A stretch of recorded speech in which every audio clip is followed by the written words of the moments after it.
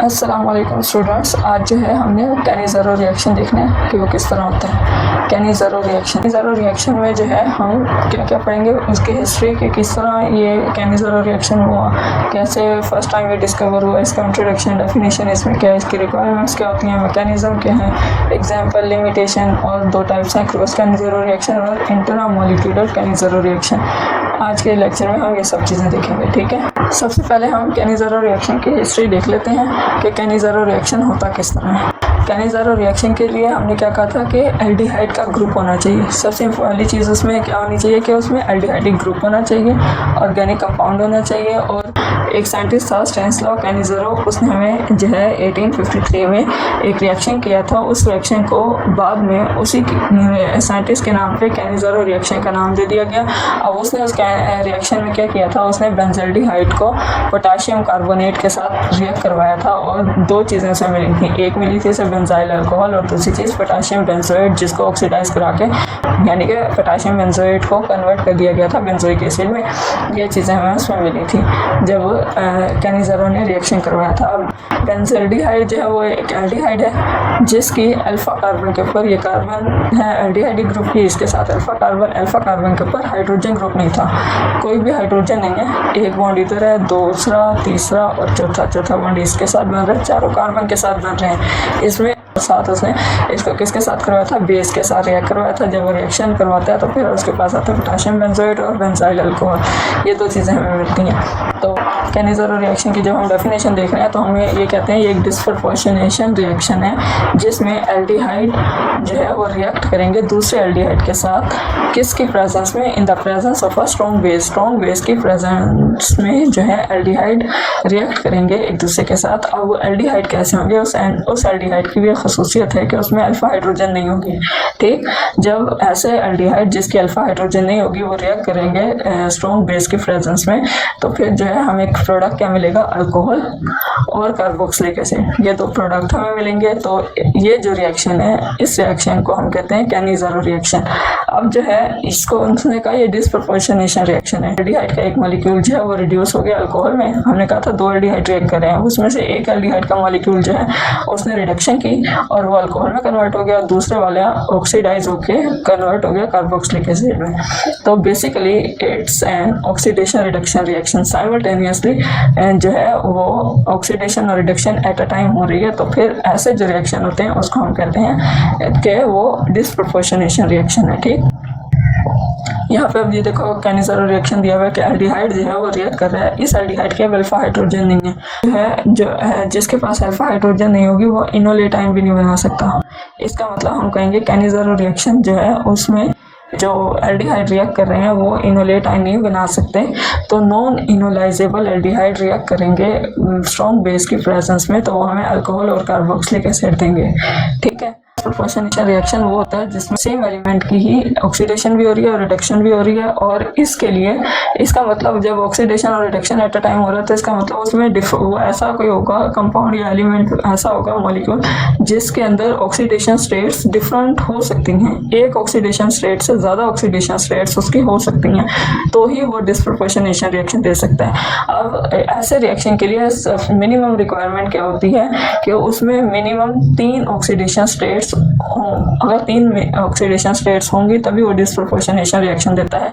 Aldehyde जो है वो आपस में रिएक्ट करेंगे इन the presence of a strong base. KOH ले लो, पोटाशियम हाइड्रोक्साइड ले लो, सोडियम हाइड्रोक्साइड ले लो, दोनों स्ट्रॉन्ग बेस हैं तो इनमें से कोई भी ले सकते हैं। तो फिर स्ट्रॉन्ग बेस की प्रेजेंस में जब होगा तो एक अल्कोहल हमें मिला और एक हमें जो है कार्बोक्सिलिक एसिड का साल्ट मिला। सही, ये हमारे पास है बेंजल्डिहाइड। अब बेंजल्डिहाइड की अल्फा पोजीशन के ऊपर जो है वो कोई हाइड्रोजन नहीं है, अल्फा हाइड्रोजन नहीं है, तो हम कहते हैं कि ये देगा हमें कैनिज़रो रिएक्शन। अल्फा हाइड्रोजन हो तो कभी भी कैनिज़रो रिएक्शन नहीं मिलता हमें।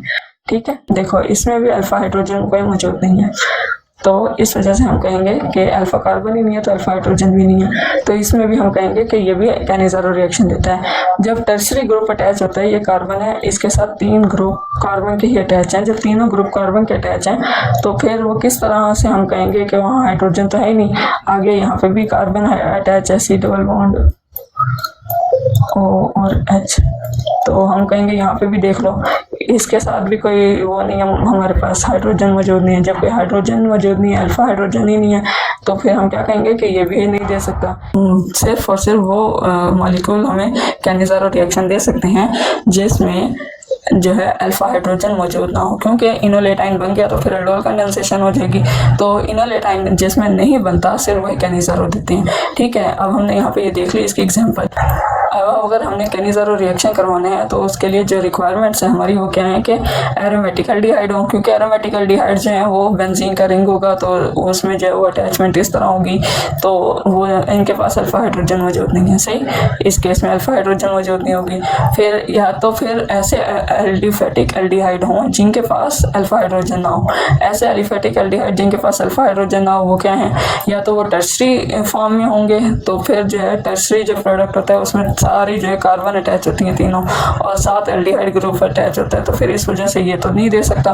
तो फिर इसी तरह अगर हम फॉर्मेल्डिहाइड की बात करें, फॉर्मेल्डिहाइड में भी अल्फा हाइड्रोजन नहीं होती, उनके पास अल्फा हाइड्रोजन नहीं होगी, तो फिर हम कह सकते हैं कि वो कैनिज़ारो रिएक्शन दे सकते हैं। तीसरी चीज़ जो इसके लिए ज़रूरत होती है वो जो है कंसनट्रेटेड फॉर्म में अल्कली मौजूद होनी चाहिए। कोई बेस जो है वो मौजूद होनी चाहिए कंसनट्रेटेड फॉर्म में। ज़्यादातर जो हम यूज़ करते हैं NaOH या फिर KOH यानी कि पोटेशियम हाइड्रोक्साइड या सोडियम हाइड्रोक्साइड हम यूज़ करते हैं।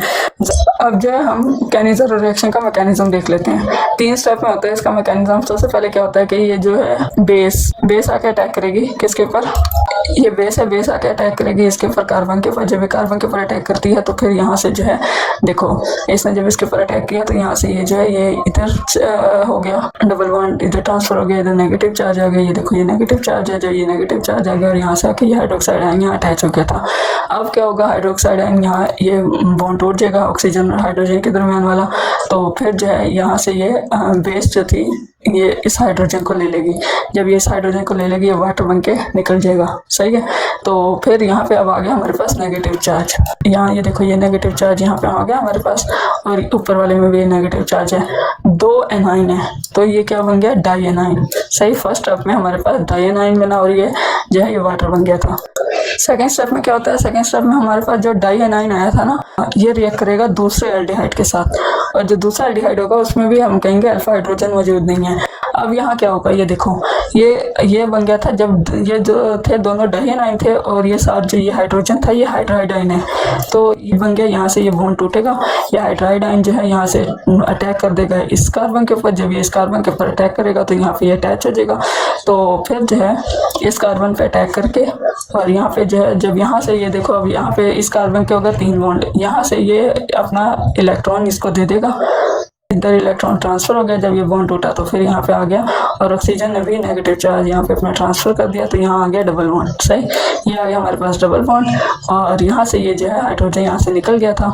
तो जो है अब हमारे पास क्या बना, देखो यहाँ पे जब यहाँ पे इसके पास डबल बॉन्ड आ गया, ये देखो एक ऑक्सीजन के ऊपर आ गया यहाँ पे हमारे पास डबल बॉन्ड, और एक ऑक्सीजन हमारे पास वैसे ही है। ठीक, तो ये कार्बोक्सिलेट आयन बन गया ना। अब यहाँ पे आके जब हम इसके साथ जो है हाइड्रोजन लगा देंगे, ये ऑक्सीजन अटैक कर देगा जो है वाटर के ऊपर, तो वाटर में से ये हाइड्रोजन ले लेगा, तो यहाँ पे ये कार्बोक्सिलिक एसिड बन जाएगा। ठीक, और ये ऑक्सीडेशन हो गई। और जब यहाँ पे हमने इस रिएक्शन पे बात करें तो यहाँ पे हमने कहा यहाँ पे हाइड्रोजन अटैच हो गई थी यहाँ से आके। अब ये हाइड्रोजन जो यहाँ पे आके अटैच हुई है, ये देखो 2 हाइड्रोजन हो गई, एक ये alkoxide ion R group alkyl group है, और ये जो है ऑक्सीजन है। अब ये ऑक्सीजन जब करेगा अटैक तो फिर जो है यहाँ पे हाइड्रोजन आ जाएगी, ये बन जाएगा अल्कोहल बन जाएगा। अभी क्या है ये, अभी इसमें हाइड्रोजन यहाँ मौजूद नहीं है तो हम कहेंगे ये है अल्कोक्साइड आयन। अब यहाँ पे ये सेकेंड स्टेप में हमारे पास क्या आ गया था, कार्बोक्सिलेट आयन आया और अल्कोक्साइड आयन आया। अब ये जो है थर्ड स्टेप में ये फाइनल प्रोडक्ट में मिड स्टेप में क्या होगा, थर्ड स्टेप में अब जो हमारे पास कार्बोक्सिलेट आयन और अल्कोक्साइड आयन आया था ना, सेकेंड स्टेप का जो प्रोडक्ट आया था हमें वो ये था। अब कार्बोक्सिलेट आयन जो है वो किसके साथ रिएक्ट करेगा, यहाँ पे हाइड्रोनियम आयन के साथ, H3O के साथ। तो फिर हाइड्रोनियम आयन से ये डबल बॉन्ड जब इसके ऊपर अटैक करेगा यहाँ से हाइड्रोजन ले लेगा, तो फिर जो है ये हाइड्रोजन जब इसके ऊपर अटैक करेगा तो यहाँ पे ये हाइड्रोजन इसने ले ली और यहाँ पे आ गई हमारे पास हाइड्रोजन। ठीक, और तो ये डबल बॉन्ड खत्म हो गया। जब यहाँ से डबल बॉन्ड खत्म हो गया, इसका इलेक्ट्रॉन इधर इसने ट्रांसफर कर दिया और इस ऑक्सीजन ने इधर अपना इलेक्ट्रॉन ट्रांसफर किया, यहाँ पे आ गया डबल बॉन्ड। ठीक है, तो ये बन गया हमारे पास कार्बोक्सिलिक एसिड। इसी तरह जो अल्कोक्साइड आयन था, अल्कोक्साइड आयन के ऊपर O नेगेटिव था, और नेगेटिव चार्ज ने अटैक किया वाटर के ऊपर अटैक करके यहाँ से जो है इसका बॉन्ड तोड़ के ये हाइड्रोजन आके इसके साथ अटैच हो जाएगा। ये हाइड्रोजन यहाँ अटैच हुआ तो फिर हमारे पास क्या आ गया, ये अल्कोहल आ गया। इस तरह कैनिज़ेरो रिएक्शन में सबसे पहले जो है अटैक किया तो डाइएनाइन बनाया, डाइएनाइन से जो है वो हमें अल्कोक्साइड आयन और कार्बोक्सिलेट आयन मिला, कार्बोक्सिलेट आयन और अल्कोक्साइड आयन जो है वो फिर कार्बोक्सिलिक एसिड और अल्कोहल में कन्वर्ट हो गए। ये हमने मैकेनिज्म इसका सारा देख लिया है। अब लिमिटेशंस इसमें क्या है कि ये कई ऑर्गेनिक प्रोडक्ट्स बनाने में हम इसको यूज़ करते हैं, लेकिन जो है इसका सबसे बड़ा ड्रॉबैक क्या है कि इसमें जो भी हमें प्रोडक्ट मिलेगा वो 50% होगा। चाहे एसिड मिले, हम अपना डिज़ायरेबल एसिड हासिल करना चाह रहे हैं या अल्कोहल हासिल करना चाह रहे हैं तो फिर वो 50% होगा, 50% दूसरा प्रोडक्ट बनेगा, यानी कि 50-50 इसमें प्रोडक्ट्स बनते हैं। दूसरी चीज़ के ये सिर्फ और सिर्फ वही कर सकते हैं जिनमें अल्फा हाइड्रोजन मौजूद ना हो। अगर अल्फा हाइड्रोजन होगी तो फिर जो है कैनिज़ेरो रिएक्शन नहीं होगी, अल्डोल कंडेंसेशन हो जाएगी। सही, एक ड्रॉबैक ये भी आ गया। तीसरी चीज़ इसमें क्या है कि ट्राई हेलोअल्डिहाइड मतलब 3 एल्डिहाइड ग्रुप जब उसमें अटैच होंगे, 3 एल्डिहाइड ग्रुप कार्बन के साथ अटैच करो तो क्या बनता है, देखो अल्फा हाइड्रोजन मौजूद नहीं होगी, है ना। तो देखो अल्फा हाइड्रोजन मौजूद नहीं है, जब अल्फा हाइड्रोजन मौजूद नहीं है तो फिर जो है हम कहेंगे कि ये एल्कली की प्रेजेंस में हमें हेलोफॉर्म रिएक्शन देगा, क्लोरोफॉर्म। अब हम देख लेते हैं क्रॉस कैनिज़ेरो रिएक्शन और इंट्रामोलिकुलर कैनिज़ेरो रिएक्शन जो है। अब इसमें क्या होता है, क्रॉस कैनिज़ेरो रिएक्शन जो होता है इसकी जब हम बात करते हैं तो यहाँ पे ये देखो कि 2 एल्डिहाइड का मिक्सचर होगा जिसमें कोई अल्फा हाइड्रोजन ना हो, तो जो प्रोडक्ट्स मिलेंगे वो हमें मिलेंगे, वो प्रोडक्ट्स होंगे क्रॉस कैनिज़ेरो रिएक्शन के।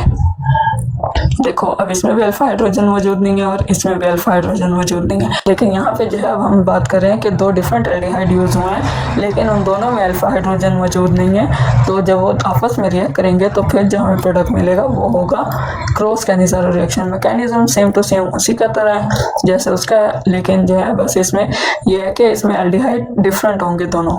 तो फिर जो है इसमें यहाँ पे दिया गया एग्जाम्पल के बेंजोल्डिहाइड और फॉर्मल्डिहाइड आपस में जब रिएक्ट करते हैं तो फिर जो है बेस की प्रेजेंस में तो हमें फॉर्मिक एसिड और बेंजाइल अल्कोहल मिलता है क्रॉस कैनिज़ेरो में।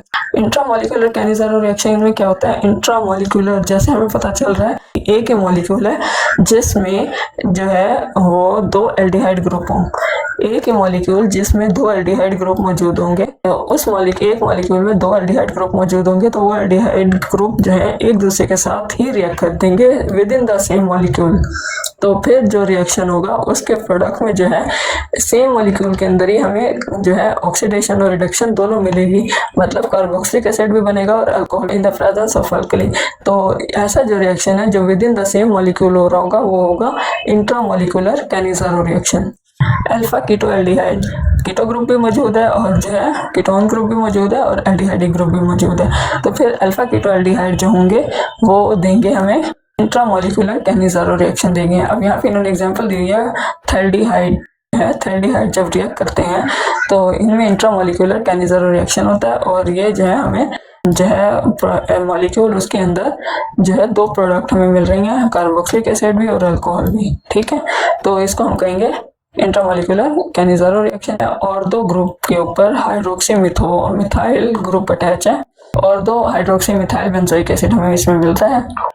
यहाँ पे देखो हमारे पास एल्डिहाइड ग्रुप और कीटोनिक ग्रुप प्रेजेंट है। सही, कीटोनिक अल्फा कीटो एल्डिहाइड जो है वो मौजूद है, उसके ऊपर जब बेस अटैक करेगी तो एक ही मॉलिक्यूल के ऊपर जो है वो हम कहेंगे रिएक्शन वही है उसी की तरह होगा, पहले बेस अटैक करेगी फिर जो है वो यहाँ से तो फिर जो है यहाँ से ये इसके फिर अटैच हो गई यहाँ पे, तो यहाँ से फिर हाइड्रोजन जो हाइड्राइड आयन के तौर पे ट्रांसफर हो जाएगा, यहाँ चला जाएगा। सही, जब वो इधर जाएगा तो फिर इधर जो है हमारे पास आ जाएगा और यहाँ पे जो है हाइड्रोनियम आयन जो मौजूद था, हाइड्रोनियम आयन में से जो है एक ऑक्सीजन कैरियर हाइड्रोजन निकल जाएगी, वो हाइड्रोजन जो इसके साथ अटैच हो जाएगी, इधर आ जाएगा। तो हमारे पास जो ये एंड प्रोडक्ट फाइनल में आएगा वही आएगा, ठीक है। तो अल्फा कीटो एल्डिहाइड जो है हमें प्रोडक्ट देंगे इंट्रामोलिकुलर रिएक्शन के थ्रू, ठीक है। हम इसकी एप्लीकेशन देख लेते हैं।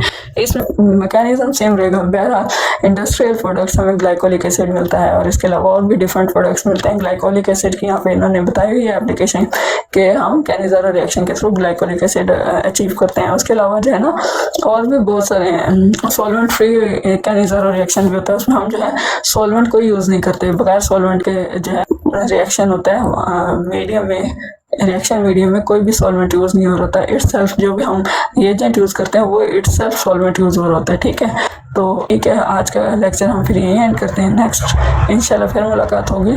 आगे बढ़ते रहें बगैर किसी को गिराएं। अल्लाह हाफ़िज़।